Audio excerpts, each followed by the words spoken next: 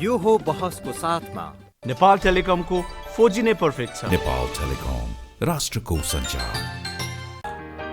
गरिमा विकास bank, access to all. गर्वैदेखि बलियो भूगर्भ सिमेन्ट। कामना सेवा विकास बैंक, प्रगतिको आधार कामना सेवासँगको कारोबार। Vinayak Siddha college, committed for quality education.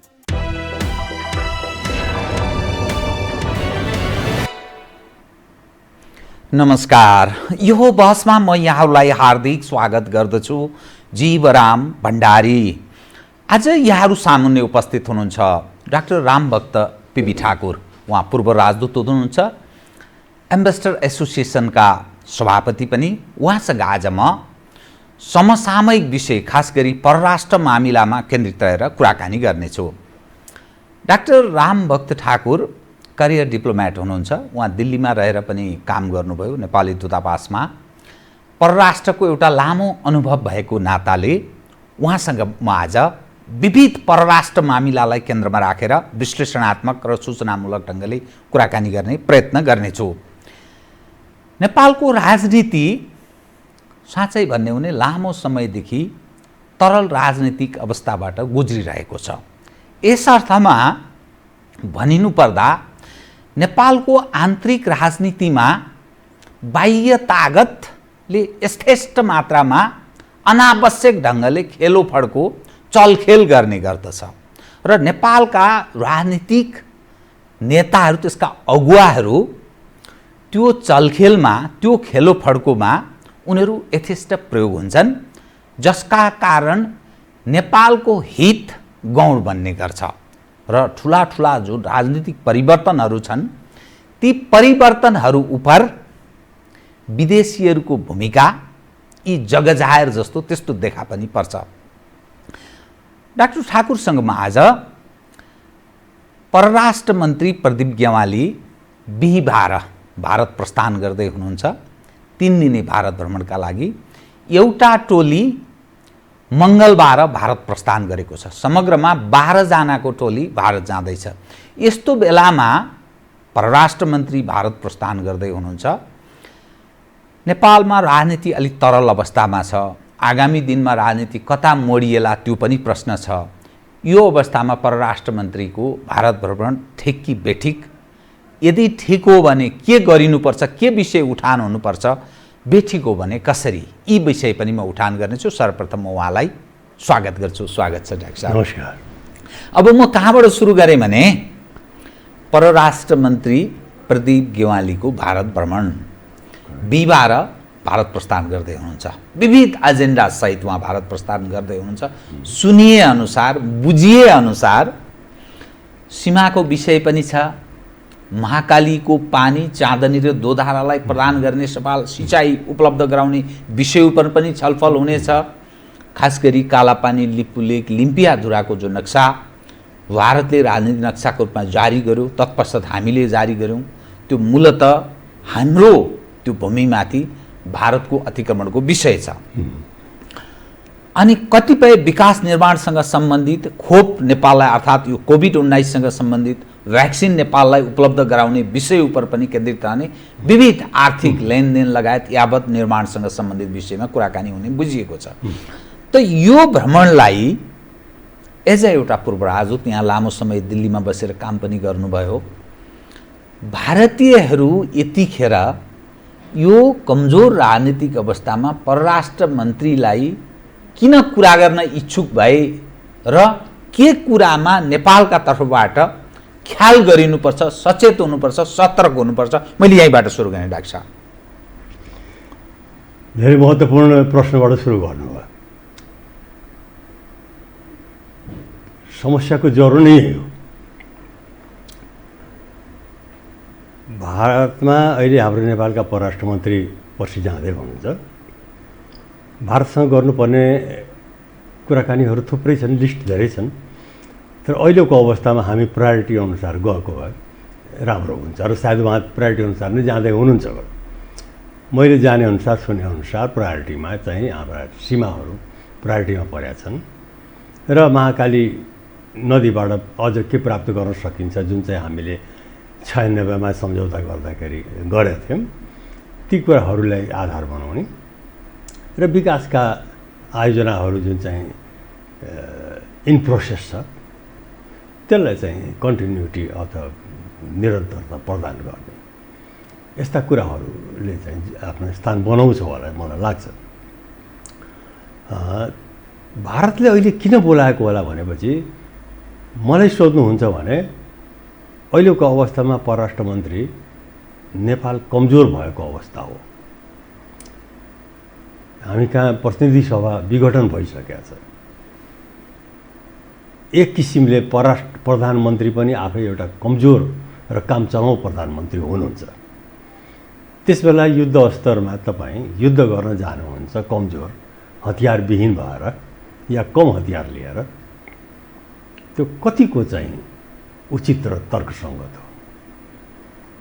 मेरो विचारमा अहिले चाहिँ हामी त म पनि हतार गर्नेवाला थिएँ, तपाईँ जानुहोस् जानुहोस् जानुहोस् भन्ने मान्छे, तर अस्ति भनिरहेको थिएँ। आजको अवस्थामा जब हामी कमजोर छौँ, अहिले हाम्रो बार्गेनिङ पावर कम छ, त्यसबेला अलिक ढिलो गरेको भए हुन्थ्यो। तपाईँको यो सुझाव, यो एज ए तपाईँ करियर डिप्लोमेट पनि हुनुहुन्छ, एम्बेसडर एसोसिएसनको तपाईँ सभापति पनि भएको नाताले परराष्ट्र मन्त्रालयले तपाईँहरूसँग परराष्ट्रका अधिकारीहरू, बहालवाला अधिकारीहरू यस्ता विषयमा छलफल गर्ने, विचार विमर्श यस्तो केही हुने गर्छ कि गर्दैन? यसैको लागि नै हाम्रो चाहिँ एसोसिएसन खडा भएको, क्यारियर खास गरेर। किनभने हामी चाहिँ जस्तो मैले चाहिँ 36 वर्ष परराष्ट्रमा जीवन दिएर आएँ, सेक्सन अफिसरदेखि लिएर विशिष्ट श्रेणीसम्म गएर, अझ म परराष्ट्रमा त सल्लाहकार पनि भयो। भनेपछि हामीले जुन चाहिँ एउटा दर्ता चलानीदेखि लिएर माथि प्रधानमन्त्री या उहिले राजाले गर्ने निर्णयहरूसम्म कसरी हुन्छ, किन हुँदैन, र हाम्रा विपक्षका या अरू देशका मान्छेहरूले के निर्णय गर्छन्, किन भएन, यी सबै कुराको हामीले लेखाजोखा गरिरहेका हुन्छौँ र हाम्रो दिमागमा हुन्छ। समस्या यो छ हाम्रो नेपालमा अहिले संस्थागत मेमोरी जो हुन्छ नि, एउटा इन्स्टिट्युसन मेमोरी, संस्थागत एउटा स्मरण, त्यो चाहिँ बिस्तारै हराइरहेछ। 47 सालभन्दा अगाडि हामीसँग यो संस्थागत इन्स्टिट्युसन मेमोरी थियो। हरेक चिज चाहियो भने टक्क फाइल निकालेर हामीले गरिदिन्थ्यौँ। अब छैन त्यस्तो। अब छैन भन्दा पनि हराउँदै गइरहेछ। कहिले यो घरबाट त्यो घरमा परराष्ट्र गयो, कहिले त्यो घरबाट त्यो घर परराष्ट्र गयो, फेरि फाइल पनि गयो, फाइल जाँदै कहाँ हरायो, कता पर्यो, कुन पोकामा पर्यो भनेपछि अहिले चाहिँ अवस्थामा यो हाम्रो जुन एसोसिएसन छ, जहाँ चाहिँ एम्बेसडरहरूले पनि रिटायर गरेका हुनुहुन्छ, हामीसँग मेमोरी त छ, अहिले त हामी स्वस्थ छौँ, दिमागले काम गरिरहेछ, सरकारले बताउन सक्छ यो ठिक यो बेठिक गर्ने त सरकार हो। तर हामीले चाहिँ निर्भयपूर्वक यो चाहिँ राम्रो हो यो गलत हो है भनेर हामी भन्ने गर्छौँ। परराष्ट्रले पनि बोलाउँछ, हामीले पनि गर्छौँ। यस सवालमा पनि केही परामर्श भयो? जस्तो अब यस परराष्ट्र मन्त्री जो भारत जाँदै हुनुहुन्छ, भोलि बिहिबार जाँदै हुनुहुन्छ, उहाँ केही परामर्श सरसल्लाह केही भयो? यसपालि चाहिँ भएको छैन। यसपालि परराष्ट्र मन्त्रीले चाहिँ अब यो चाहिँ हुनसक्छ उहाँहरूसँग पहिलेदेखि एजेन्डा होला, सबै कुरा तयार होला, यो पहिलेदेखि प्रिपेरेसन थियो, योभन्दा अगाडि प्रिपेरेसन गर्दाखेरि बोलाउनु भएको थियो, हामी गएका थियौँ। तर अहिले यो जाँदाखेरि यसबेला चाहिँ भएको छैन। तर योभन्दा अगाडिको प्रिपेरेसनमा त हामी छौँ। हामी एउटा बताइदिनुहोस् त, यो जो कुटनीतिमा कुटनीतिक भाषा र कुटनीतिक मर्यादाको हामी बारम्बार कुरा गर्छौँ, यो अलिकति दुई अर्थी लाग्ने, स्पष्ट नबोल्ने, अलिक काइते भाषा प्रयोग गर्ने, यो मानिस चाहिँ साह्रै काइते छ है, अर्थात् जाली पनि भन्छ नि गाउँतिर, यो जाली प्रकृतिको कुटनीति भने त्यस्तो जाली काइते हो कि अथवा त्यो अलिक फरक, अलिक प्रष्ट पार्ने विषय हो? यो अलिक विरोधाभास ढङ्गले विषयहरू आउने गर्छ कि फरक ढङ्गले कसरी बुझ्ने आम मानिसका लागि मैले यो विषय उठान गरेँ। कृपया आम मानिसले यही भन्नुपर्छ, कुटनीति भनेको कुरा त्यसमा चाहिँ हामीले कहिलेकाहीँ दुई अर्थ लाग्ने शब्द पनि प्रयोग गर्छौँ। जब हाम्रो स्थिति कमजोर हुन्छ, चाहे उसको या हाम्रो, दुई अर्थ लाग्ने स्थिति हामीले शब्द प्रयोग गरिरहेको हुन्छ। पऱ्यो भने फेरि हामी यसो पनि भनिदिन्छौँ, पऱ्यो भने यसले यसो पनि भनेको थियो भन्न सक्छौँ। भने त्यो अवस्था हुन्छ, त्यो अरूले पनि बुझिरहेको हुन्छ। उसले पनि मौका पाऱ्यो भने म यसलाई यसो गर्छु, मौका पाऱ्यो भने म उस्तो गर्छु भनेर उसले पनि त्यस्तै टिपिरहेको हुन्छ। त्यो हाम्रो एउटा स्किल हो डिप्लोमेटिक स्किल हो। अब त्यसलाई हामी कसरी प्रयोग गर्छौँ, कुन अर्थमा प्रयोग गर्छौँ, भोलि पक्राउने गरेर आफै नै तल पर्ने गरेर प्रयोग गऱ्यो भने फेरि त्यो खतम भयो।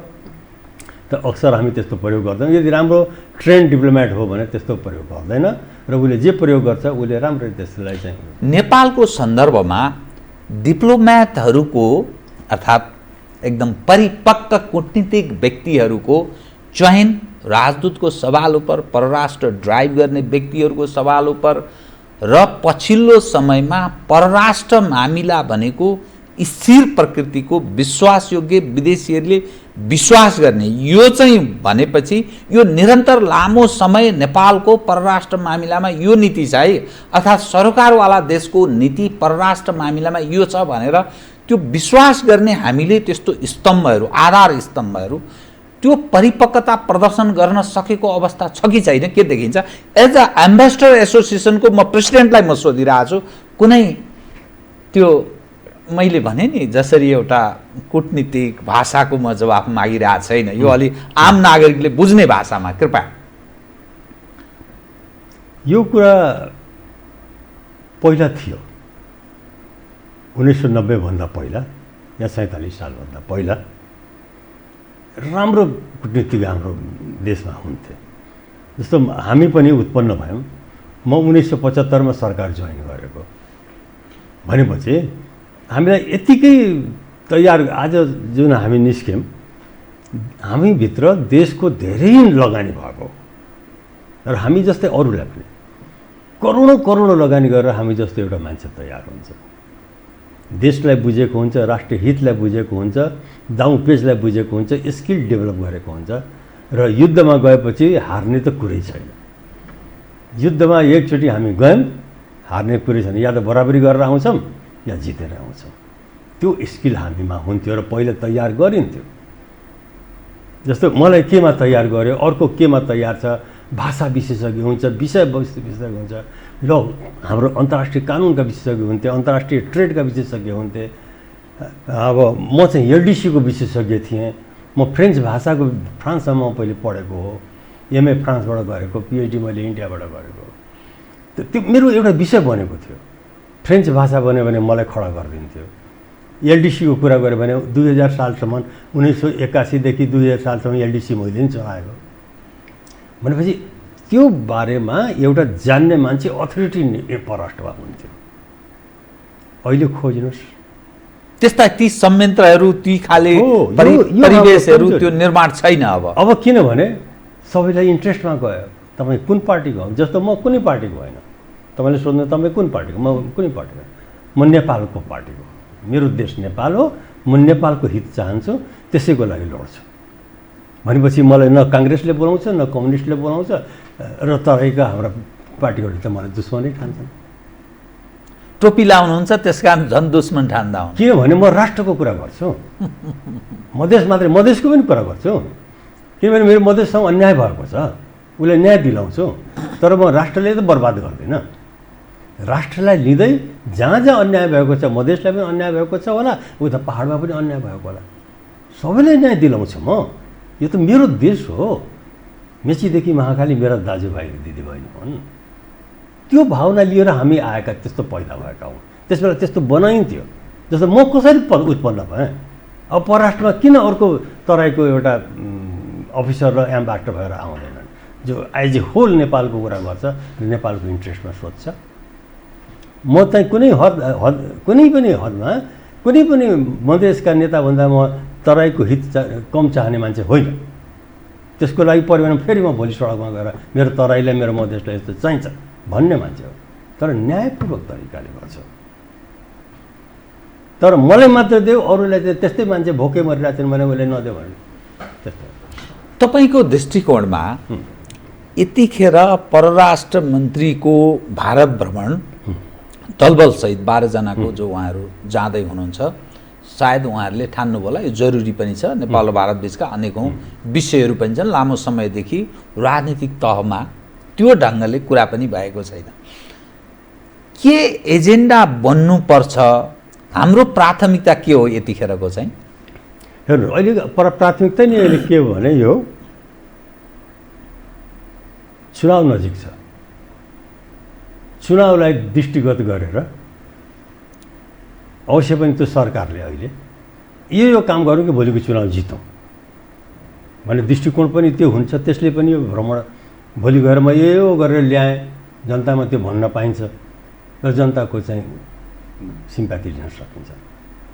त्यो चुनावको दृष्टिकोणले पनि यसमा चाहिँ तयारी भएको हुन्छ, जुन पछि गएर हुनसक्छ त्यहाँ शिथिल हुनसक्छ। त्यो हामीलाई त्यस्तो किसिमको चाहिँदैन। नेपालले त कोही पार्टी जिते भने हामीलाई केही मतलब छैन। मेरो देश प्रगति गर्नु पऱ्यो, नेपालीले न्याय पाउनु पऱ्यो, मेरो त कन्सर्न त्यो मात्रै हो नि। त उहाँहरूको कन्सर्न आज पार्टीको लागि होला, तर यदि उहाँले चाहिँ गएर अहिले म कालोपानीको कुरा गर्छु, उठाउँछु, त्यहाँ चाहिँ सर्वे गराउँछु या जे छ हामी नेगोसिएसनमा जाउँ भन्ने पनि एउटा ठुलो कुरा हो। त्यसैले हामी अहिले चाहिँ उहाँको चाहिँ सहायता मैले हामी शङ्का नगरौँ, त्यो भित्रको कुरा हुन सक्ला। तर राष्ट्र यदि चाहिँ राम्रो हुनसक्छ भने ठिक छ, त्यसमा चाहिँ यदि हाम्रो तराईमा हाम्रो सुस्ताका कुराहरू आउन सक्छन्, कालापानी लिपुलेकका कुराहरू आउन सक्छ, त्यहाँ अहिले चाहिँ रक्सोलबाट चाहिँ काठमाडौँसम्म आउने ट्रेनको कुराहरू हुनसक्छ, हामीले कोरिडोरका कुराहरू गरिरहेछौँ, हामी जलमार्गका कुराहरू गरिरहेछौँ, हाम्रो व्यापारहरू चाहिँ सुस्त छन्, हाम्रो व्यापार ट्रेड चाहिँ भारतसँग चाहिँ एकदमै घाटामा छ। यस्ता कुराहरू आउँछ भने यसलाई चाहिँ यो खराब गर्यो भनेर भन्न मिल्दैन। यद्यपि यसले चाहिँ उनीहरूको चुनावमा फाइदा गर्ला, तर त्यसले चाहिँ म मतलब राख्दिनँ। मतलब के भने मेरो देशलाई फाइदा, मेरो नेपालीले फाइदा हुन्छ कि हुँदैन। र अहिले लाग्छ मलाई चाहिँ उहाँको जो एजेन्डा छ उहाँले जे गर्यो र उसले राम्रो गर्न सक्नुभयो भने देशको लागि पनि राम्रो हो र उहाँको पार्टीको बारेमा मलाई बोल्नु छैन। त समय चाहिँ अलिक ठिक समय भएन, तर अरू विहङ्गम हिसाबले चाहिँ यसलाई अन्यथा रूपमा नलियौँ भन्ने पनि यहाँको दृष्टिकोण रह्यो। अब म तपाईँको ध्यान नि नेपालको जो आन्तरिक राजनीतिक अवस्था छ, म परराष्ट्र मामिलामै केन्द्रित रहन्छु यहाँसँग। नेपालको आन्तरिक राजनीति तरल अवस्थाबाट गुज्रिरहेको छ। नेपालका नेताहरू लामो समयदेखि बारम्बार भन्ने गर्छन् बहुमत प्राप्त भयो भने, बहुमतको सरकार बन्यो भने राजनीतिक स्थिरता प्राप्त हुन्छ। यो साराका सारा विकास समृद्धि नहुनुमा अस्थिर खालको राजनीति अर्थात् कमजोर सरकार बन्यो 8-9 महिना 9 महिना यस्तोमा फेरिरहने, त्यस कारण समस्या हो जो भन्थे। त्यसबाट नेपाली जन भ्रम मुक्त भए। 2/3 निकटको बहुमतको अवस्था, तर त्यसले पूर्ण समय चलाउन नसकेको स्थिति, यो यावत हेर्दाखेरि नेपालको आन्तरिक राजनीतिमा खास गरी भारत, चीन, पश्चिमा देशहरू खास गरी अमेरिकन युरोपियनहरू र उनीहरूको भूमिका उप नेपालमा जहिले पनि संशयका साथ नेपाली जनले हेर्दछन्, त्यसरी शङ्का गरेर हेर्दछन्। नेपाली नेताहरू पर त्यति विश्वास गर्ने आधार पनि छैन, तर उनीहरूको क्रियाशीलता निरन्तर छ र नेपाली समाजमा यही तागत प्रिभेल गर्छ र ठुला राजनीतिक परिवर्तनहरूमा विदेशीहरूको अहम निर्णायक समन्वयकारी भूमिका बारम्बार निर्वाह भएको छ। यो जो मैले तस्विर नेपालको आन्तरिक यथार्थ तस्विरलाई मैले प्रस्तुत गर्ने जमर्को गरेँ, यो चाहिँ एउटा परराष्ट्र मामिलाका जानकार, परराष्ट्रविद, पूर्व राजदूत, कसरी हेर्नुहुन्छ तपाईँ यो अवस्थालाई? यो अवस्था त्यो 12 बुँदे दिल्ली सहमतिदेखि त्योभन्दा अझ अगाडिको अवस्थादेखि नेपालको आन्तरिक राजनीतिमा माओवादी, सोनाम धन्ने, जनयुद्ध यावत विषयलाई पनि लिन सकिन्छ। ठिकै छ। यो के भने जति शक्तिहरू नेपालमा उपस्थित देखे हामीले, जस्तै अहिले 4वटा शक्ति चाहिँ धेरै सक्रिय छन्, भारत, चीन, युरोप र अमेरिका। उनको आफ्नै स्वार्थ छ। यी शक्तिहरू यहाँ नेपाललाई विकास गरिदिउँ, नेपाललाई चाहिँ एउटा डेभलप कन्ट्री बनाइदिउँ। नेपालसँग त वास्तवमा चाहिँ हामीले योजना गरेर हिँड्यौँ भने 30 वर्षमा नेपाललाई युरोपको हाराहारीमा पुर्याउन सक्ने क्षमता छ नेपालमा। नेपालमा हाम्रो त्यति प्राकृतिक स्रोत छ, खनिज छ, कृषि छ, उद्योग छ र पर्यटन छ। यदि हामीले साँच्चीकै दियो भने 30 वर्षमा नेपाल चाहिँ युरोपको छेउछाउमा पुग्न सक्छ, तर त्यो त छैन। तपाईँले भन्नुहुन्छ यी शक्तिहरूले त यति मद्दत गरिरहेछ नेपाललाई। 70 वर्षदेखि तपाईँ मद्दत गर्दै हुनुहुन्छ, नेपाल एलडिसीबाट निस्किनै सकेको छैन। यो कस्तो मद्दत हो? यो प्रश्न तपाईँकै कामले नै उठाउँछ कि तपाईँले 70 वर्षमा हामी सँगसँग कोरिया अहिले चाहिँ दुनियाँको सबभन्दा धनी देशको लाइनमा परिसक्यो। हामीसँग नै $70 थियो कोरिया हिँडिरहेको थियो 1960 त्यो कोरिया त्यहाँ गइसक्यो। हामी किन हुन सक्दैन? हामीसँग नभएको चिज पनि होइन, सुनको कचौरा लिएर भिख मागेर हिँडिरहेको नेपाल। सुनको कचौरा लिएर भिख मागेर हिँडिरहेको नेपाल। त्यो हामीले नसक्ने होइन। राष्ट्रले आज पनि हामीलाई देओस् जिम्मा। हामीसँग म जस्तै मभन्दा पनि राम्रो राम्रो मान्छे छन्, तर इमान्दार खुब जानेको छु, किताब पढेको छु भनेर त्यो किताब हामीले पनि पढेछौँ नि, तर तपाईँमा इमान्दारी छैन। यो देशलाई मैले राम्रो गर्न सकिनँ, म ठगेँ। म तपाईँलाई इन्फर्मेसनलाई बताऊँ, मैले जीवनभरि 47-46 वर्ष काम गरेँ, 1 पैसा घुस खाएको छैन, 1 पैसा कमिसन खाएको छैन। तपाईँको टेलिभिजनमा बताइदिन्छु, जसले दिएको छ भने उसले मलाई गाली गरेर हुन्छ है। तब मेरो घरमा आउनु पनि दोहोऱ्याएर आउन मन लाग्दैन तपाईँलाई। किन? सिम्पल लिभिङ, हायर थिङ्किङ, किनभने मलाई सामान्य ढङ्गले बस्ने कुरा छ। सरकारले जति त्यति नै गर्ने हो नि। खैर म आफ्नो अहिले कुरा नगरौँ यसमा। त्यसले उनीहरूको आफ्नो इन्ट्रेस्ट छ नेपालमा। कोही आए यहाँ धर्म कसरी उडाइदिने, यहाँ क्रिस्चियन कसरी बनाइदिने। कोही आयो भने एहे यो राज संस्थाले चाहिँ यहाँ चाहिँ बर्बाद गरिरहेछ, हामीलाई चाहिँ चीनलाई त खलबलै बचाउन दिएन, त्यसैले राज संस्था नै उडाइदेऊ। कोही आयो भने ओहो काश्मीर त गडबड गरिरहेछ, इन्डियाले त एकदम काश्मीर बसिरहेछ, त्यसै बेला यतातिर गरिदेऊ। यस्ता कामको लागि यिनीहरू आएका छन्। र कसैले आयो भने विकास गरौँ भने यसका जम्मै खनिज पदार्थ, अहिले युरेनियम पाएको छ नि, सबैको आँखा युरेनियममा परिरहेछ, पेट्रोल त सबैको आँखा परिरहेको छ। कसरी यसलाई लिदिउँ?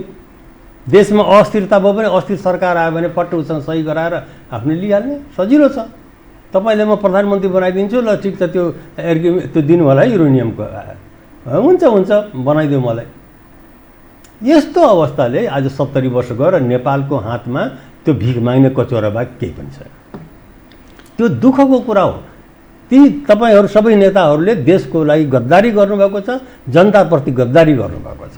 आज मेरो देश यो अवस्थामा पुग्ने अवस्था होइन। मेरो देश आज युरोपको हाराहारीमा बस्न सक्दैन। त्यो दक्षिण कोरियाले गर्न सक्यो भने म किन गर्न सक्दैन थिएँ मेरो नेपाल? र दक्षिण कोरिया छोड्नु, छिमेकी चीनकै कुरा गरौँ। यो खान्थ्यो, ऊ खान्छ, नखाने केही पनि छैन, रुखको बोक्रा खान्छ भन्ने 1960 को चीन। अहिले अमेरिकालाई चाहिँ चुनौती दिएर अमेरिकालाई हाहाकार पारिसकेको छ भनेपछि नेपालले गर्न सक्दैन भन्ने नभन्नुहोस्। उनीहरूको इन्ट्रेस्ट छ, उनीहरूले नेपालबाट के फाइदा लिने, ऊ आफ्नो इन्ट्रेस्टको लागि आउँछ। हामीलाई देखाउनको लागि अलिकति यता, अलिकति उता, अलिकति शिक्षामा, अलिकति स्वास्थ्यमा र एकदम माग्नेको माग्ने। त्यसैले म त्यसमा विश्वास गर्छु। समस्या कहाँ, के कारण? समस्या यो हो, हेर्नुहोस् कि हामीमा सबभन्दा पहिले इमान्दारता छैन।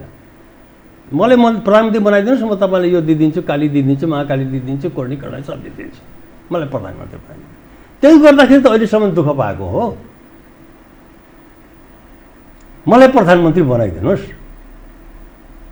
अब सवाल के रह्यो भने आवधिक निर्वाचन हुन्छ, सङ्गठित ताकत यस्तै हुल्लडहरूको पासमा छ। त्यो असङ्गठित मानिस र जुन खालको हाम्रो आर्थिक अवस्था छ, शिक्षामा त्यस्तै अवस्था छ, किनभने शैक्षिक ज्ञान, त्यो ज्ञानको अभावमा मानिसले मत जाहेर गर्ने सवाल पर विवेक प्रयोग गर्न सक्दैन, प्रलोभनको पनि शिकार हुन्छ, गरिबी छ, ऊ हर चिजमा चाहिँ सम्झौता गर्न बाध्य छ। त यस्तै मानिस नेपाली समाजमा प्रिभेल हुँदै हुँदै हुँदै गएको छ र यो अभिगतमा हामी परिणत गरेका छौँ। प्रजातन्त्रको न्यूनतम त्यो आधारभूत आवश्यकता र आधारभूत पक्ष छ, त्यसलाई दुत्कार्न पनि सकिँदैन। तर यही मानिस नेपाली समाजमा निरन्तर त्यही नारा लिएर भ्रमपूर्ण दिग्भ्रमित गरिरहेछ र उही समाजमा प्रिभेल गर्छ। के गर्ने बताइदिनुहोस् त? यस्तो नयाँ नेतृत्व आउनुपर्छ। म त नयाँ नेतृत्व चाहन्छु, नयाँ मान्छे आउनु पर्यो। यी सबै मान्छेलाई जाँचेको होइन, हामीले परीक्षण भइसकेको, सबै मान्छे परीक्षण गरिसक्यो होइन। कसको पछाडि कतिवटा लिस्टको छ भ्रष्टाचार, कसको कति छ, फेरि त्यही राष्ट्रपति शक्तिमा आउन खोजिरहेछन् अनि यो देशले उभो लाग्छ। मेरो देशमा इमान्दार मान्छेको कमी छैन। मभन्दा राम्रा यहाँ अफिसरहरू, राम्रा मान्छेहरू हुनुहुन्छ। जसले देशलाई म गरेर छोड्छु भन्ने मान्छेहरू छन्, तर उनीहरूलाई हामीले चाहिँदैन। किनभने तपाईँ मेरो पार्टीको मान्छे होइन, तपाईँ घुस खाने मान्छे होइन, नखाइकन मलाई कसरी खुवाउनुहुन्छ। त्यसैले हामी कहाँ नजान्ने मान्छे पनि छैन, राम्रो योजना बनाउँछ तर परिणाम त आउँदैन नि। योजना त हुन्छ राम्रो। यहाँ चाहिँ लामो समय दिल्लीमा पनि बसेर काम गर्नुभयो कि? हजुर, नेपाली कार्यवाहक राजदूतै भएर। कार्यवाहक राजदूत भएर दिल्लीमा। त तपाईँको दृष्टिकोणमा भारतीयहरूको नेपालमा मूलत स्वार्थ र नेपालसँग उनीहरूले चाहेको के हुन्छ र हाम्रो स्वार्थ र उनीहरूको स्वार्थ बिचमा कहाँ बाजिन्छ, जसका कारण सिस्टम परिवर्तन गर्ने अनि को व्यक्ति चयन गर्ने, कसलाई राख्दा ठिक हुन्छ भन्ने हदसम्म उनीहरू धारणा बनाउँछन् र नेपालका कथित राजनीति गरेका बताउने व्यक्तिहरू उनका सहयोगीको रूपमा रूपान्तरित हुन्छन्, सेवकको रूपमा रूपान्तरित हुन्छन्। मूलतः दिल्लीको स्वार्थ र हाम्रो हित, हाम्रो स्वार्थ बिच कहाँनिर बेमेल हुने गर्छ? बेमेल छ, किनभने हाम्रो समझदारीमै कमी छ। हामी एकअर्काले बुझेकै छैनौँ, सही अर्थमा बुझेको छैन। वास्तवमा भारतले नेपालको इतिहास, गौरव, गरिमा, संस्कृति बुझेकै छैन। तर नेपालीहरू हामीले चाहिँ भारतको इतिहास, भूगोल, संस्कृति सबै पढेका हुन्छ, तर भारतमा के नेपालको इतिहास, भूगोल, संस्कृति पढेको हुन्छ? केही पढेको हुँदैन। त्यसैले आम भारतीयलाई नेपालको बारेमा नेपाल है वहाँ पशुपतिनाथ है, पहाड है, यस्ता यस्ता कुराहरू थाहा हुन्छ। तर हामीले अमेरिकनलाई ब्रिटिसलाई चना चबाएर राखिदिए थियौँ, फलामका चिउरा खाएका थिए। तिब्बत र चाहिँ चीनलाई चाहिँ 80सम्म 5000 असर्फी दिएर दिन्थे 1951 अगाडिसम्म। त्यस्तो पारेको नेपालको इतिहास छ। सुरवीरहरूको देश हो हामी, र हामीले ब्रिटिसलाई नै लोन दिएको छौँ राणाकालीनमा अवस्थामा। हाम्रो इतिहास त्यो पनि इतिहास छ। त्यस्तो थियो। हामी कोही भिख माग्ने देश थिएन, भिख माग्ने देश त बनाइयो। र त्यसमा के भने हामी जस्ता हाम्रा जो त नेताहरू जस्तन् यिनीहरूको चाहिँ आक्रमणता लिएर चाहिँ उनीहरूको बेइमानी। देश हाम्रो यस्तो गोता खाने देश होइन। देश त यो वास्तवमा जो भन्छ नि स्विट्जरल्यान्ड के, अब त्यस्तो म दावा गर्दिनँ, तर 30 वर्ष हाम्रो जो ग्रुपलाई छोडिदिनुहोस्, देश 30 वर्षमा युरोपको हाराहारीमा पुग्छ।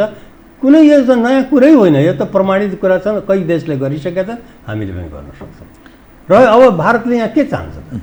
भारतले के चाहन्छ भने अब यो कुरा बहुतै राम्रो कुरा तपाईँले गर्नुभयो।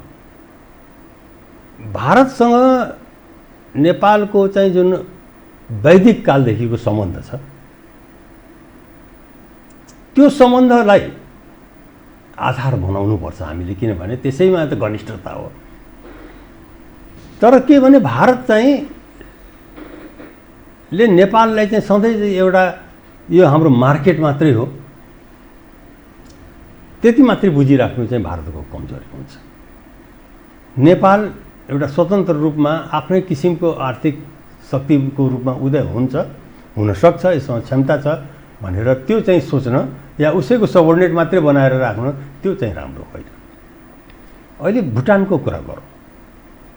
भुटानको त पर क्यापिटा इन्कम $2000 भन्दा माथि गइसक्यो है। नेपाल भुटान अलग अलग देश हुन्, अरू चिज पनि फरक छ, तर त्यहाँ हेर्नुहोस् है, त्यहाँ 2022-2400 कति डलर गइसक्यो त्यहाँ पर क्यापिटा इन्कम।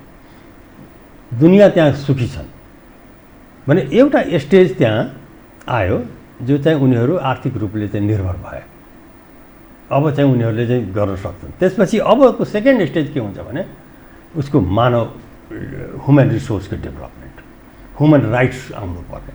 के भने हामीले पहिले नै ह्युमन राइट्स अगाडि बढाइदिन्छौँ र इकोनोमिक राइट्स पछाडि परे हुन्छ। ह्युमन राइटमा तोडफोड गर, मेरो यो चाहिन्छ, मलाई ऊ चाहिन्छ, सब भएको पनि सडकका सब तोडताड गरेर घर बत्ती बस्ती फोडेर आगो लगाइदिएर अनि फेरि त्यो माग्ने। हेर्नु चीन र रुसमा मोटामोटी एक लाइन मात्रै बताइदिन्छ, यही फरक भयो। रुसमा चाहिँ डेमोक्रेसी आएपछि के भयो भने त्यो टुक्रा टुक्रा भयो, चीनमा भएन। चीन भयो के भने उसले ह्युमन राइट्सलाई प्रथम एजेन्डा बनायो र बनाइयो। चीनले इकोनोमिक डेभलपमेन्टलाई प्रथम एजेन्डा बनायो र ह्युमन राइट्सलाई फलो गरायो। जति जति विकास गर्दै जान्छ ह्युमन राइट्स छोड्दै जान्छ। पहिले भन्दा चीन धेरै फरक छ नि। त के अलिक कन्ट्रोल डेमोक्रेसीको पक्षमा हाम्रो भूमिका हुनुपर्छ नेपाल जस्तो देशमा भन्ने अर्थ लाग्छ? यस, सुरुमा हो। सुरुमै तपाईँ ह्युमन राइट दिनुहुन्छ भने सबैलाई त त्यही त फेरि पश्चिमको पैसा आउँछ र सडकमा निकालिदिन्छन्। सडकमा निकाल्छन्, फेरि तपाईँले जति मुस्किलले बनाउनुहुन्छ सडक सब बत्ती फोडिदिन्छन्। अर्थात् यो अलि नङ्गानाथ जस्तो भयो, अस्वाभाविक खालको त्यो डेमोक्रेसीका नाममा जे पनि गर्ने यो खालको स्वतन्त्रताको तुक छैन भन्ने अर्थ? छैन छैन, त्यो त्यस्तो होइन। हामी एउटा कन्ट्रोल रूपमा अनुशासित रूपमा जानुपर्छ। ह्युमन राइट्सको त अवश्य हामी त सिग्नेटरी नै हो। ह्युमन राइट्स त्यो नियन्त्रित प्रजातन्त्र कि त्यो अनुशासित प्रजातन्त्रको हामी अनुशासित भन्छौँ। आफैले आफ्नो नियम मान्नुहोस्, भने हामीले यस्तो गर्नु हुँदैन। तर अब हामीका संस्कार चरित्र जुन ढङ्गले विकास गर्दैछौँ नि, यो हेर्दाखेरि त्यो सम्भव असाध्य असम्भव जस्तो देखिन्छ। त्यो चाहिँ नयाँ जेनेरेसनलाई दिनुपर्छ, किनभने पुरानो जेनेरेसनले गर्न सक्दैन। उनीहरू त भ्रष्ट काम गरेर चाहिँ गनाइसकेका छन्। र भारत नेपालको अघि कुरा गर्दै हुनुहुन्छ, म भारत नेपालका नेताहरू दुइटैलाई अस्ति पनि कुनै टेलिभिजन भनेको थिएँ, तपाईँको टेलिभिजनबाट पनि भन्छु, यो जरुरी कुरा हो। कृपया के त्यो के हो भने भारत नेपालको सम्बन्ध यति गहिरो छ, यति गहिरो छ, यति गहिरो छ, यति विशाल छ कि हामीले त वास्तवमा हामीले बुझ्नै सकेका छैनौँ। जति खोज्यौँ त्यही पनि त्यसको चाहिँ अन्त पाउँदैन। त्यसैले हाम्रो नेताहरूले के भन्छन् भने भारत नेपालको सम्बन्ध हिन्द महासागर से भी गहरा है, हिमालय एभरेस्ट से भी ऊँचा है भन्न चाहिँ त्यसो भनिन्छ भन्छौँ। भन्यौँ हामीले यसो विश्लेषण त दियौँ, तर त्यो विश्लेषण दिएपछि तपाईँले यो किन बिर्सनुहुन्छ? यदि महासागर जस्तो गहिरो छ भने त्यहाँ ज्वारभाटा आउँछ। ए ज्वारभाटा नआओस्, म महासागरभन्दा गहिरो भन्ने, हिमालयभन्दा माथि भन्ने, अनि हिमपात भयो भने ए हिमपात भयो बर्बाद गऱ्यो भन्नुहुन्छ। त्यो तपाईँको ज्ञानको कमी हो। तपाईँ नेता नै होइन भन्छु, तपाईँ दुइटै नेताले भन्छु कि त त्यो भन्न छोडिदिनुहोस्। हामी चाहिँ समथर भूमि हो, हिमपातै हुँदैन। हामी खहरे हौँ, यो खोलासोला हो, ज्वारभाटै आउँदैन।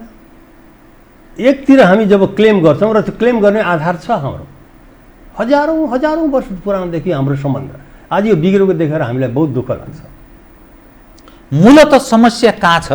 मूलत समस्या के हो भने भारतको सोचाइ कि नेपाललाई जस्तो लिएर हामी चाहिँ राम्ररी जाउँ, भारत नेपाललाई पनि बढ्न दिउँ, नेपाल अरूसँग पनि सम्बन्ध राखोस्। उसलाई दिमागमा के छ भने नेपालको सबै चिज भारतसँगै होस्। मेन समस्या यो हो। जब हामी चाहन्छौँ डाइभर्सिफिकेसन, नेपालको समस्या के भने त्यो विशेष सम्बन्ध होइन, भारतसँग समान स्तरको अरू देश सरह सम्बन्ध कि के सम्बन्ध, कुन रूपमा व्याख्या गरौँ? यसैले यो पनि पोइन्ट राम्रो कुरा हो। भारत र नेपालका नेताले यो बुझ्नुपर्छ, र आज हामी एउटा भारत र नेपालको विशेष सम्बन्ध छ भनेर होइन विशेष सम्बन्ध छैन हाम्रो भनेर भन्छौँ। म भन्छु विशेष सम्बन्ध होइन, तपाईँले नेपाल र भारतको सम्बन्धलाई अन्डरमाइन गर्दै हुनुहुन्छ, अन्डर भ्यालुएसन गर्दै हुनुहुन्छ। नेपाल भारतको सम्बन्ध विशेष होइन कि विशिष्ट हो। विशिष्ट सम्बन्ध, विशिष्ट भनेको डिप्लोमेटिक लेभल भन्दा पनि धेरै माथि कहाँ त्यो सम्बन्ध कोहीसँग कोही देशसँग हुन सक्दैन। त्यो भारत नेपालको सम्बन्ध हो। त्यो त हाम्रो नेताले चलाउन नजानेर हो। यो मूलत समस्या हाम्रो राजनीतिक नेतृत्व हो कि दोषी? जुन अवस्थामा नेपाल र भारतबीच सधैँ गडबड हुने गर्छ, एकअर्का बीच अविश्वासको अवस्था पैदा हुन्छ, नाकाबन्दी पनि हुन्छ, फेरि उनीहरू पशुपति आउँछन्, जनकपुर आउँछन्, लुम्बिनी आउँछन्, हामी काशी गया जान्छौँ, यी सब खाले हुँदाहुँदै पनि यो मूलत समस्या हाम्रो नेतृत्वको अयोग्यताको उपज हो कि भारतीयहरूको नियत खराब हो कि या अरू केही पक्ष छ? हेर्नुहोस्, यसमा यस्तो छ, एउटा त हामी अयोग्य छौँ, देश हाँक्ने योग्य हामी छैनौँ, जो मान्छे अहिले हाँकिरहेको छ। किनभने उसले विश्व बुझेकै छैन। खालि मुडे तागतले, मुडे बलले चाहिँ हामी केही जित्ने छ। पहिलेको युद्धमा गएर खुकुरी चलाएर चाहिँ जित्ने त होइन अब देश। आयो वीर गोर्खाली भनेर खुकुरी त्यसले मात्रै हुँदैन। हालाकि त्यसमा पनि गर्व गर्ने ठाउँ थियो पहिला, अहिले पनि गर्छ, समय थियो, समयले। अहिले त्यो होइन। सबभन्दा पहिले तपाईँमा ज्ञान हुनु पर्यो र तपाईँमा इमान्दारी हुनु पर्यो, देशप्रति वफादारी हुनु पर्यो। त्यो नभइकन तपाईँ जेसुकै गरे पनि देश कहिले पनि बन्दैन। अहिलेको 100 वर्ष पनि नेपाल त्यही सुनको कचौरामा भिख मागेर हिँडेछ। हाम्रो कमजोरी, हामीमा इमान्दारी छैन, राम्रो मान्छेलाई हामी काम गर्न दिँदैनौँ, अनि यो देश कसरी चल्छ त? कसले? त बेइमानहरू कसरी कब्जा गर्न सफल हुन्छन् त? किनभने त्यो नागरिकले कसरी मजा कृपया एकैछिन म कुरा चाहिँ त्यही नेपालको पार्टको चाहिँ कमजोरी के भने हाम्रोमा चाहिँ मान्छे योग्य छैनन्, राम्रो ज्ञान छैन र इमान्दारी छैन। अदरवाइज मान्छे हामी कहाँ छन् गरेर देखाउने किसिमका मान्छेहरू छन्। भारतको चाहिँ मनसाय के छ भने नेपालको सबै चिज, नेपाल त हाम्रै पडोसी हो, हामीले नै सुरुदेखि चाहिँ मद्दत गरेको हो, त्यो सबै चिज नेपाल भारततिरै आओस्, त्यो भारतको कमजोरी हो। म भारतका बन्धुहरूलाई, मित्रहरूलाई बताउँछु कि त्यस्तो सोच्नु हुँदैन। जहाँ तपाईँको हुन्छ, तपाईँलाई लेजिटिमेट जहाँ मिल्छ, लाग्छ कि तपाईँको जुन भारततिर पर्नुपर्छ, भारतले पाउनुपर्छ, त्यो हुनुहोस्, तर सबै चिजमा नगर्नुहोस्। जहाँ अरूले राम्रो गर्न सक्छ म अरूलाई गर्न दिन्छु राम्रो, त्यसरी गरेर जाउँ। म तपाईँलाई अहित गर्न चाहदिनँ। जस्तो म भारत र नेपालको सम्बन्ध मेरो समय हुँदाखेरि एकदम राम्रो भएको थियो। म त राजदूत पनि थिएन, कार्यवाहक थिएँ, किन भारतलाई मैले त्यो विश्वास दिलाउन सकेँ। उनीहरूको इन्ट्रेस्ट के हुन्छ त्यहाँ? मूलत त्यहाँ हाम्रो जो नेपाल दिल्लीमा अवस्थित नेपाली दूतावास छ, उनीहरूले हामी उप के आश गर्छन्, या हाम्रो जो नेपाली दूतावास छ त्यो एउटा बुख्याचाको जस्तो मात्रै अवस्था छ? किनभने सामान्य कतिपय मानिसको बुझाइमा त्यहाँको सहसचिव, उपसचिव या कुनै रको अफिसर डाइरेक्ट हाम्रो प्रधानमन्त्री राष्ट्रपतिहरूसँग पहुँच राख्छन्, सिधै कुरा गर्छन्। बिचरा त्यहाँको राजदूत बिचराको रूपमा रहिरहन्छ। भले यो पञ्चायतकालमा त्यो स्थिति थिएन, पछि 46 पछिको स्थिति यो छ, हास्यास्पद छ। हामी त जोकर जस्ता छौँ भन्ने दृष्टिकोण कतिपय मानिस राख्दा रहेछन्। यो ठिक हो? त्यो चाहिँ त्यो कुरा म आउँछु। पहिले म एउटा कुरा सिधै दिउँ कि भारत यहाँ के चाहिन्छ भन्ने कुरा म प्रश्न पार्छु, नत्र हाम्रो भ्युवर्सलाई कन्फ्युजन कृपया। किन भारतले के चाहन्छ भने यहाँ जे छ, नदी नाला, खाने, टुरिज्म, कृषि, सबैमा चाहिँ जति हुन्छ त्यति भारतले मात्रै होस्। हामी के भन्छौँ भने होइन, जहाँ भारतले सक्छ त्यहाँ भारतले गरोस्, जहाँ भारतले सक्दैन त्यहाँ म अरूहरूलाई, अरू मित्रहरूलाई बोलाएर जसले राम्रो हाम्रो देशको लागि गर्न सक्छ गर्छ। त्यो एउटा भिन्नता छ है, भारतले बुझ्नुपर्ने। त्यो हाम्रो मनसाय तपाईँले बिगार्ने होइन, तर तपाईँले जहाँ राम्रो गर्न सक्नुहुन्छ लिनुहोस्। तपाईँसँगै छ हामी, दाजुभाइ जस्तै हो हामी। हिजो त प्रधानमन्त्रीले दाजुभाइ होइन भन्दै हुनुहुन्थ्यो, तर हामी दाजुभाइ जस्तै हो, एउटा अलग अलग घरमा बस्छौँ, तर हामी त के स्वतन्त्र हो नि? स्वतन्त्र हो। यहाँ त हाम्रो संस्कृतिमा के भनेको छ, छोरा पनि 16 वर्षको प्राप्त उमेर भएपछि उसलाई मित्रवत व्यवहार गर्नु। छोरालाई, अझ भाइको त कुरै छोड्नुहोस्, छोराले पनि 16 वर्ष पार गऱ्यो उसलाई मित्र जस्तो व्यवहार गर्नु भन्छ हामी, त्यो संस्कृतिका मान्छेहरू। त्यसैले नेपाल, भारत हामी त पुरानो, हामी दाजुभाइ जस्तो, सामाजिक त दाजुभाइ जस्तै हो, तर राजनीतिक तौरमा, अन्तर्राष्ट्रिय नियमका तौरमा त हामी एउटा स्वतन्त्र देश हौँ। हाम्रो आफ्ना आफ्ना किसिमका चाहिँ चाहना छन्, जनताका चाहना छन्, त्यो पुरा गर्नुपर्छ। त्यसैले भारतलाई जहाँ भारतले पनि यो सिक्नु पऱ्यो, बुझ्नु पऱ्यो कि जहाँ उसलाई उचित छ, जो गर्न सक्छ त्यो गर्न, जहाँ सक्दैन त्यहाँ अरूलाई चाहिँ हामीले चाहिँ गर्छौँ, त्यसमा उसले नराम्रो मान्नु हुँदैन। भारतको कुरा एउटा यो है, ऊ हामीसँग नमिलेको कुरा। सेकेन्ड कुरा के भने भारतको जो चाहिँ हामीले सधैँ पुरा गरेका छौँ, भारतको जुन संवेदनशीलता छ, त्यो संवेदनशीलतामा नेपालको भूमि प्रयोग नहोस्। खास गरी सुरक्षा रक्षासँग सम्बन्धित कुरामा, या चाहिँ त्यहाँ लागु पदार्थहरू जान्छ, या काश्मीरलाई बिगार्ने जान्थ्यो, अथवा अरू ठाउँमा बिगार्ने जान्थ्यो, आतङ्ककारी कुराहरूका सामानहरू जान्थे, कहाँ के हुनसक्छ, त्यसमा नेपालले ख्याल गरिनुपर्छ। नेपालले चाहिँ त्यो रोक्नुपर्छ, नेपालले त्यहाँबाट चाहिँ कुनै प्रश्रय दिनु हुँदैन भन्ने चाहिँ यो दुईवटा कुरा हो, मेन कुरा उनीहरूको प्राथमिकता। त सेकेन्ड कुरामा त हामीले गरेका छौँ, भारतलाई बिगार्ने, भारतमा चाहिँ आतङ्ककारी गतिविधि इत्यादि सबै रोकराको जति हुनसक्छ हामीले चाहिँ गरेका छौँ। त्यसमा चाहिँ यो एउटा कुरा त पुग्यो। अर्को कुरा, भारतले चाहिँ नेपालको सबै रिसोर्सेस भारतको हो, या भारतको हो त भन्दैन, तर भारतले नै प्रयोग गर्नुपर्छ भनेपछि त्यो भनेको चाहिँ अहिलेको समयमा युति सङ्गत होइन। तपाईँ जहाँ बेस्ट गर्न सक्नुहुन्छ तपाईँ गर्नु, जहाँ तपाईँले बेस्ट गर्न सक्नुहुन्न, जहाँ अरूले गर्न सक्छ त्यहाँ गर्नुहोस्। किनभने मेरो देश हो, मेरो जनताको एसपिरेसन छ, अरू पनि मेरा मित्रहरू छन्।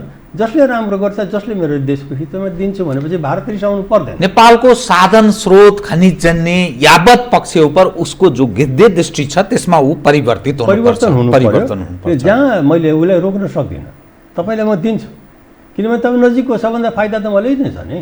नजिकको देश हो, तपाईँले जति सक्नुहुन्छ दिनुहोस्, तर अरू ठाउँमा पनि सबैमा नगर्नुहोस्। सबैमा चाहिँ मेरो चाहिँ जहाँ जहाँ जसले गर्छ त्यसलाई दिन्छु भनेपछि यो अनि नेपाली दूतावासको प्रभावकारिता र खास मानेमा कतिपय सवालहरू जस्तै नाकाबन्दीको सवालदेखि लिएर यावत विषयमा नेपाली दूतावासले निर्वाह गरेको भूमिकामाथि मानिसको प्रश्न छ। अब त हुन्छ नि, किनभने अब त पार्टीको मान्छे जान्छ हरेक ठाउँमा। चाहिँ त्यहाँ न्यायाधीश कहाँ जानुभयो भने यो कम्युनिस्टको न्यायाधीश, यो काङ्ग्रेसको न्यायाधीश, अदालतमा डाक्टर कहाँ जानुभयो यो कम्युनिस्ट डाक्टर, यो कम्युनिस्ट डाक्टर, स्कुलमा जानुभयो भने यो कम्युनिस्ट। समाज दिग्भ्रमित भयो, यो यसरी यो समाजलाई बर्बाद भइरहेको एउटा संस्था छ त देशको संस्था हो, त्यहाँ त कोही कम्युनिस्ट काङ्ग्रेस भन्ने हुँदैन। यसैले बिग्रेको हो नि। अहिले त तपाईँ जो विचारा भन्नुहुन्छ, विचारा हुने कारणै छ नि, किनभने हामीले त पार्टीमा बटवारा गरिसक्यौँ। दूतावासहरू विचाराको रूपमा रूपान्तरित भएको छ, अर्थात् उनीहरू त्यहाँबाट कुनै समाधान देख्दैनन्, सिधै पहुँच राख्छन् राष्ट्रपति या प्रधानमन्त्री या मन्त्रीजीहरूसँग हलो भनेर कुरा गर्छन्। दूतावास मार्फत काम गतिविधि केही हुँदैन। नेपालले नै यहाँ पनि हामीले चाहिँ जो शिष्टाचार देखायौँ, जो मान्छेहरू आए, हाम्रा त्यस्तो मान्छे यदि भारतमा या चिनमा गयो भने हाम्रो गुप्तचर विभागको मान्छेले प्रधानमन्त्रीलाई भेटाएर देखाइदियोस्, म तपाईँलाई आएको म सलाम गर्छु। हाम्रो गुप्तचरको प्रमुख भारत जाओस् र मोदीजीसँग गएर चाहिँ 3 घन्टा चाहिँ सञ्चारबाट राति कुरा गरिदियोस् न। बिचरा ल त्यो गरिदिनुहोस्, म भारतले गरेको कुरा 100 का 100 भनिदिन्छु। या चिनमा पनि त्यस्तै, जो आउँछ प्रधानमन्त्रीले भेट्नुपर्ने, जो आउँछ राष्ट्रपतिले भेट्नु। यो के हो? नेपाल चाहिँ बजार हो। हामी त्यो तहमा त्यस हदमा प्रवेश गऱ्यौँ, धेरै तल गइसक्यो। नेपालको अन्तर्राष्ट्रिय सम्मान, राष्ट्रिय सम्मान त्यो कहीँ पनि रहेन। अब तपाईँसँगको म अर्को सवाल उठान गरेँ। शान्त कूटनीतिमा विश्वास गर्ने चिनिया चलखेल नेपालमा बढोत्तरी छ। यससँगै भारतीय सक्रियता थप बढ्ने स्वाभाविक भयो। चीन सलबल आयो भने भारत बढ्ने भयो। पश्चिमा देश खास गरी युरोपियनहरू युरोको माध्यमबाट नेपालमा धर्मान्तरण लगायत विभिन्न एनजिओ आइएनजिओ परिचालन गर्छन्। यहाँका अलिअलि अङ्ग्रेजी पढे जाने बुझेका मानिसहरू त्यो ब्रोकरको भूमिका पनि निर्वाह गर्छन्। नेपालको सन्दर्भमा एनजिओ आइएनजिओ मार्फत विभिन्न कामहरू उनीहरू गरिरहेका छन्। अमेरिका प्रत्यक्ष या अप्रत्यक्ष ढङ्गले आफ्ना ब्रोकरहरू मार्फत विभिन्न काम नेपालमा गरिरहेको छ। समग्रमा हेर्दा चिनिया सक्रियता, पश्चिमा देशहरूको यो क्रियाशीलता, नेपाल धर्मनिरपेक्षमा रूपान्तरित भएको यो पछिल्लो तस्बिर र नेपालको राजनीतिमा कुनै न कुनै ढङ्गले आपराधिक चरित्रका मानिसहरू राजनीतिको माध्यमबाट गुजारालाई आधार बनाउन खोज्ने व्यक्तिहरूको जो वर्चस्व बढोत्तरी जसरी नेपाली समाजमा क्रमशः स्थापित हुँदै गएको छ र अस्थिरतामा लाभ देख्नेहरू जसरी हाबी हुँदैछन्, यो दृश्यलाई एज एउटा परराष्ट्र मामिलाको जानकार व्यक्तिको हिसाबले, पूर्व राजदूतको हिसाबले, एम्बेसडर एसोसिएसनको नेपालको सभापतिको हैसियतले के भन्नुहुन्छ यो विषयलाई? मैले 3-4 वटा विषय एकैचोटि सोधेँ।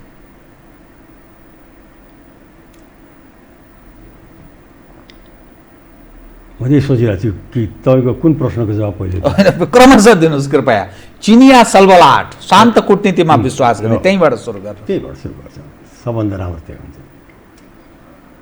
चीन योभन्दा पहिले डिफेन्सिभ पोजिसनमा बसेको थियो कि एउटा बहुत सुरक्षात्मक रक्षात्मक तरिकाले उसलाई पऱ्यो भने उसले उचित जवाब दिइहाल्छ, तर परेन भने शान्त भएर बस्नेको चाहिँ अस्तिसम्मको चीन अहिले आक्रामक नीति लिएर आएको छ। तर आक्रामक भनेको चाहिँ त्यो नेगेटिभ आक्रामक होइन, पोजिटिभ आक्रामक। त्यो BRI को थ्रुमा, बेल्ट रोड इनिसिएटिभको थ्रुमा आएको छ। उसको विचारमा BRI यदि चाहिँ राम्ररी चाहिँ परिचालन गर्न सक्यो भने संसारमा नै एउटा न्यू इकोनोमिक अर्डर ल्याउन सक्छ। देशमा आज चाहिँ हेर्नुहोस् न्यू इकोनोमिक अर्डर चलेको 1980 देखि अहिलेसम्म यति वर्षदेखि हामी सुरु गरेको कुराहरू अहिलेसम्म नेपालमा चाहिँ विश्वमा गरिबका खाडलहरू बढे छन्, गरिब देश बढे छन्। जति चाहिँ नराम्रा कुराहरू छन् कुनै पनि कमी हुन सकेको छैन। भनेपछि चीनले चाहिँ सकारात्मक रूपमै मानिसको चाहिँ क्रय शक्ति, देशको क्रय शक्तिलाई बढाएर त्यसको रहेको चाहिँ पोटेन्सियलिटी जो शक्ति छ त्यसलाई उठाएर त्यसको शोषण गरेर अनि त्यसलाई चाहिँ त्यो देशलाई बढाउँछु भनेर ल्याएको यो हो। तर यसले चाहिँ परिकल्पना गरेका धेरै कुराहरू छन् जो चाहिँ नेपालको थ्रु पनि एउटा चाहिँ उसको 6वटा कोरिडोर छ संसारभरि जाने। त्यसमा एउटा कोरिडोर नेपालबाट पनि जान्छ। त्यो कोरिडोर भएपछि भारत प्रवेश गर्न सकिन्छ। भारतमै चाहिँ 1 अरबभन्दा बढी मान्छे छन्, त्यो मार्केट आउँछ, त्यहाँभन्दा अझ माथि जाला भनेपछि चीनको चाहिँ चाहना के छ भने यो कोरिडोर चाहिँ चलोस्। अब यो भन्दै उसले यो पनि भन्नु सक्छ कि म नेपाललाई मद्दत गर्न चाहन्छु। त्यो जाँदै त्यहाँ परसम्म दिल्ली जाँदाखेरि म चाहिँ बाटोमा मुजफ्फरपुरवालालाई पनि मद्दत गरेँ भन्ने कुरा, तर मुजफ्फरपुरलाई मद्दत गर्न म गएको होइन, म त गएको दिल्ली। मुजफ्फरपुर त बाटोमा पऱ्यो भन्दै मैले। त्यस्तो नेपाल बाटोमा पर्छ र नेपाललाई पनि यसले फाइदा हुन्छ, प्रशस्त फाइदा हुन्छ। गर्दा ऊ जान्छ भने त्यो एग्रेसिभ भएर त्यो बिआरआई, किन बिआरआईको लागि अझ किन एग्रेसिभ छ भने चीनको विचार के छ भने 1949मा चाहिँ उसको चाहिँ स्थापना भयो पार्टी देश। अब त्यहाँबाट चाहिँ कम्युनिस्ट देश। त्यसपछि चाहिँ अब 2049मा 2049मा ऊ चाहिँ 100 वर्ष बनाउँछ। त्यो 100 वर्षमा बिआरआईले चाहिँ संसार कनेक्टिभिटी चाहिँ छ उसको दीर्घकालीन त्यो लक्ष्य छ। दीर्घकालीन र त्यो हिसाबले चलि पनि रहेछ। सबै कन्टिनेन्टमा चाहिँ पसिसक्यो त्यो। अब बाधा व्यवधान आएन भने अझ पनि त्यो राम्रो गर्ला। त्यसले त्यसको सपना के छ भने 2049मा 49मा चाहिँ जाँदाखेरि चीनले चाहिँ एउटा चाहिँ विश्वमै एक किसिमको आफ्नो साम्राज्य जस्तो आर्थिक साम्राज्य, त्यो भनेको राम्रो शब्द होइन, त एउटा कनेक्टिभिटी, चाइनिज कनेक्टिभिटी संसारभरि गर्छौँ र हाम्रो यो विचारधाराको विजय हो। विचारधारा के भने गरिब देशलाई उठाएँ, सबैले समानता ल्याएँ, देशमा संसारमा प्रोस्पेरिटी ल्याएँ भन्ने कुरा, त्यो पोजिटिभ हिसाबले चलेको। त्यसैले त्यो एग्रेसिभ भएर आएको छ। अब रह्यो कि नेपालले चाहिँ त्यो बिआरआईमा चाहिँ लिने कि नलिने, सही त हामीले सही गरिसक्यौँ। त्यो बिआरआईमा चाहिँ हामी नेपालले लिने, तर पनि उसको यति ऋण हुन्छ कि त्यो हामी तिर्न सक्दैनौँ। हाम्रो क्षमता त यही छ। चीनसँग चाहिँ हामी 12 रुपियाँको इम्पोर्ट गर्छौँ, 1 रुपियाँको एक्सपोर्ट गर्छौँ। अब कसरी हुन्छ त्यो भनेपछि हामी तिर्न सक्दैनौँ। त्यसैले बिआरआई ल्याउँदाखेरि हामीले या त त्यसको चाहिँ कस्ट एनालिसिस गर्नुपर्छ, हामी कति तिर्न सक्छौँ, कति ऋण लिने, कति चाहिँ अनुदान लिने, अथवा फ्री अफ इन्ट्रेस्ट कसरी लिने, ब्याज रहित किसिमले लिने। र अहिले त्यो आउँदै पनि नेपालको काठमाडौँसम्म आउँदै उसलाई चाहिँ 15 वर्ष लाग्छ त्यो सडक। किनभने अहिले छेन्तुबाट चाहिँ त्यहाँ लासाबाट चाहिँ छेन्तुबाट चाहिँ केरुङ चाहिँ पुग्दैछ त्यो बाटो। त्यसमै चाहिँ 5 वर्ष जति लाग्ला, त्यहाँबाट यता आउनलाई लाग्छ। इन द मिन टाइम हाम्रो चाहिँ जति क्षमताहरू छ हाम्रो डेभलप गर्नुपर्ने, पहाडमा, बिजुलीमा, उद्योगमा, यी सबै कुराहरू, पर्यटनमा त्यो विकास गरेर त्यो पैसा तिर्ने क्षमता हामीले बढाउनु पऱ्यो। इन द मिन टाइम त्यस्तो क्यालकुलेसन हुनु पऱ्यो र त्यस्तो गर्नु सक्यो भने त्यो लिनुहोस् र त्यो मैले त्यो कस्ट एनालिसिस, अब यो त्यो अहिलेको सब्जेक्ट होइन, तर कस्ट एनालिसिस गरेर हामीले चाहिँ त्यो तिर्ने किसिमले गयो भने त्यो हाम्रो राम्रो हुन्छ र त्यही हिसाबले जाने। अदरवाइज यसलाई अहिले चाहिँ आफ्नो शक्तिको अनुसार मात्रै बढाउँ। जब चाहिँ क्षमता हाम्रो बढ्छ, हाम्रो बुझ्नेमा चाहिँ अहिलेको हिसाबले यो नेतृत्वले गर्दैन। तपाईँ जसलाई ठेका दिनुहुन्छ उसले नै खाइदिन्छ, पैसा 15 वर्षदेखि पुल बनेकै छैन। त्यस्तो हुन्छ भनेपछि देश त धराशायी हुन्छ, फेरि हाम्रो जग्गा जमिन पनि जाला। त भ्रष्ट राजनीतिक नेतृत्वबाट त्यो डेभलपमेन्ट हो, त्यो कल्पना नगरौँ। अनि पश्चिमाहरूको इन्ट्रेस्ट, एमसिसी त्यसै लड्केर बसिरहेको छ।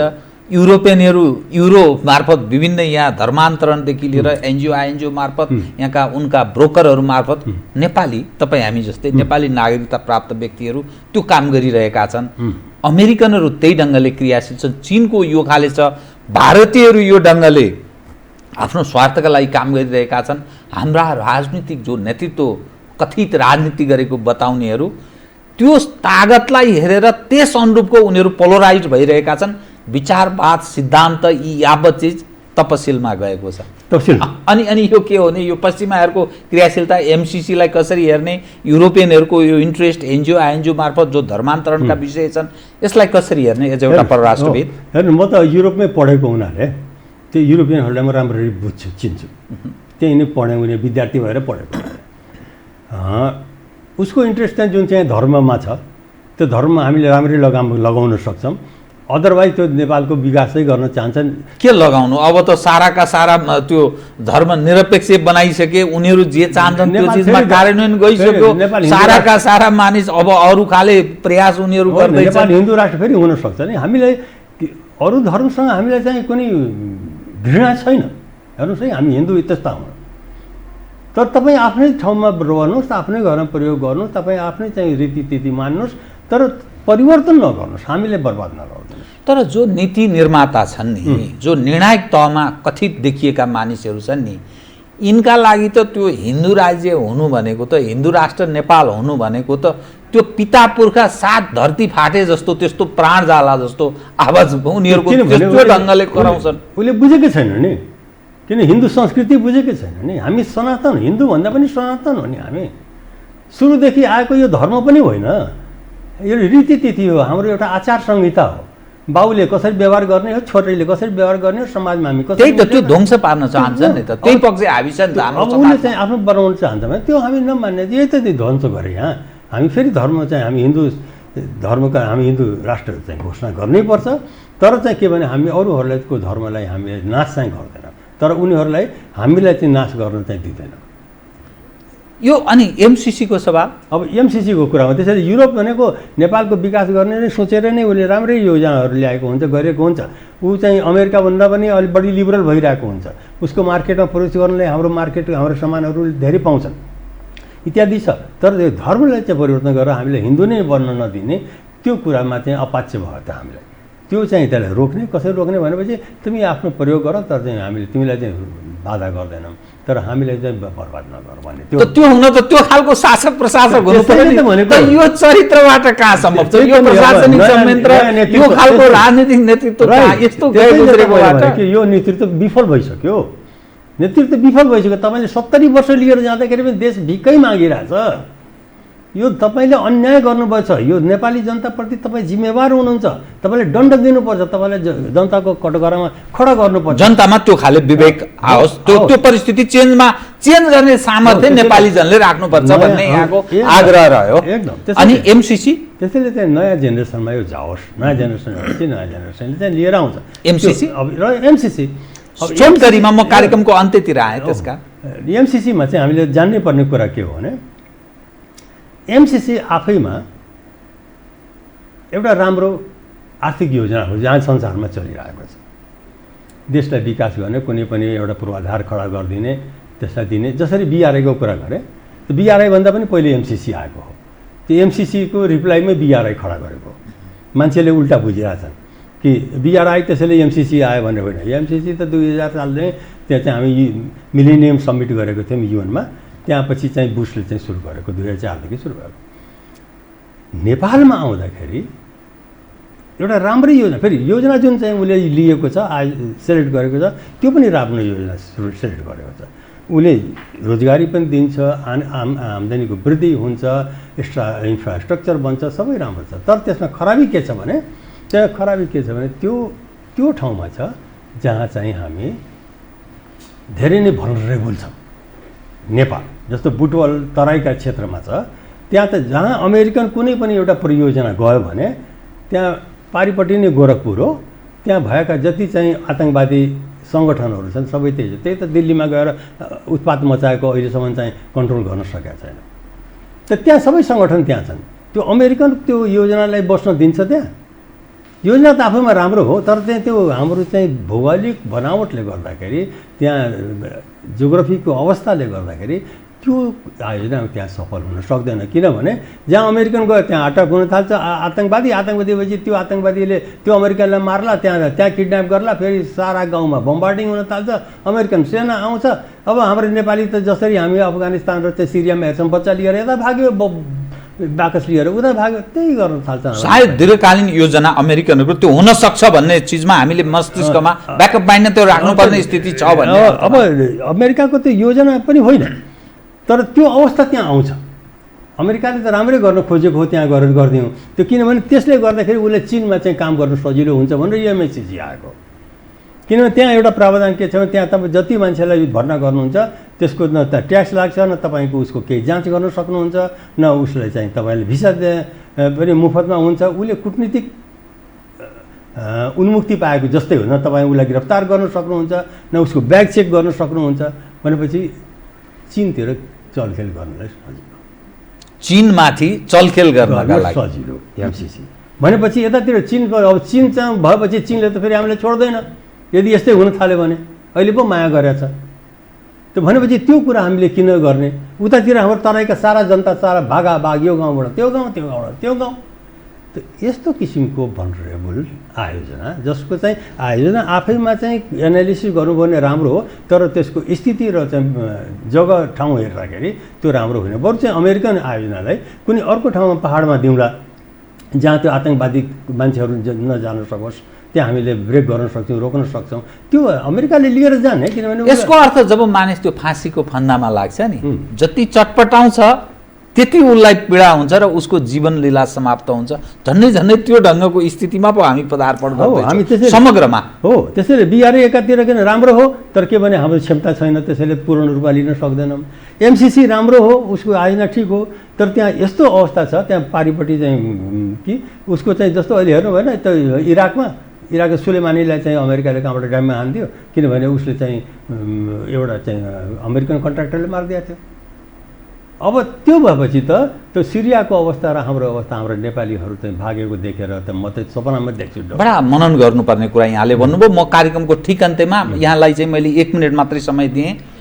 जुन ढङ्गले नेपालमा राजदूतहरूको चयन हुन्छ, करियर डिप्लोमेट परराष्ट्र सेवाबाट गएका मानिसहरू पनि 50% लगभग राजदूत बनाउने चलन त छ हामी कहाँ, तर त्यसदेखि बाहेक अरू पनि मानिसहरू राजदूत बनाइन्छ सरकार अनुसार।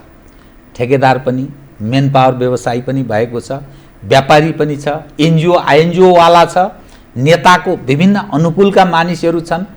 जुन अवस्थामा राजदूतहरूको चयन भएको छ र जुन ढङ्गले काम गरिरहेका छन्, जुन चरित्रका मानिसहरू राजदूतको जिम्मेवारी प्राप्त गरिरहेका छन्, यसलाई तपाईँ कसरी हेर्नुहुन्छ? हेर्नु, यो नेपाल त असफल भएको हो, यो राजदूतको क्षेत्रमा मात्रै होइन।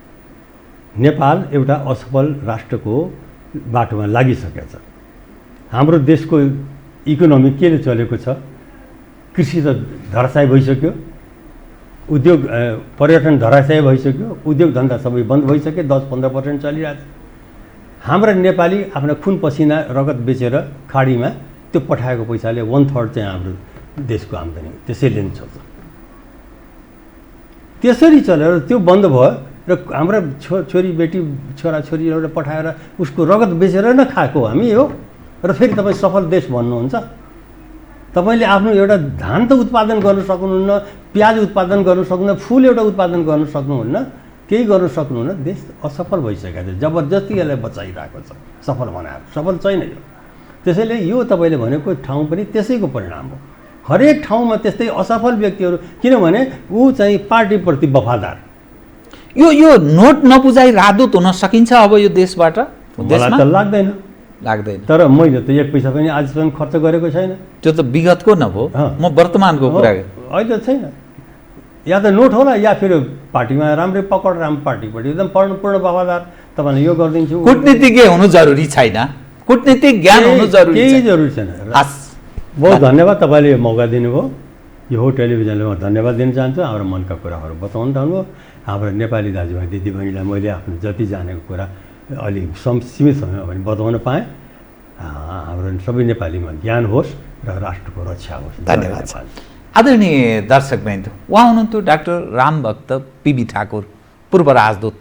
परराष्ट्र मामिलामा केन्द्रित रहेर समसामयिक विषयलाई केन्द्रमा राखेर गरिएको कुराकानी। म सहित मेरो सम्पूर्ण युनिटलाई कार्यक्रमबाट बिदा दिनुहोस्, तर यो हो टेलिभिजन हेर्दै रहनुहोला। नमस्कार।